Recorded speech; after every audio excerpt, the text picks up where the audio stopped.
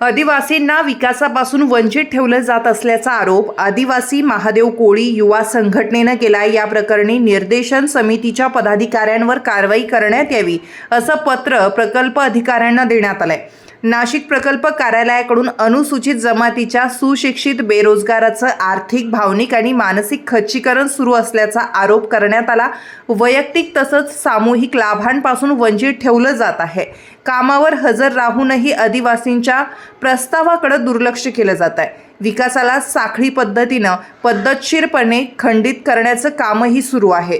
धूळ खात असलेल्या प्रस्तावाबाबत चौकशी करण्यासाठी नाशिकच्या प्रकल्प कार्यालयात येणाऱ्या लाभार्थ्यांना बेदखल केलं जात आहे। यासाठी सन 2023-24 आणि 24-25 या काळातील प्रथम निर्देशन समिती नितांत कांबळे, कार्यसन टिप्पणी सहाय्यक गजानन कचवे तसंच निर्देशन समिती केतन पवार यांच्यावर संघटनेचा रोख आहे।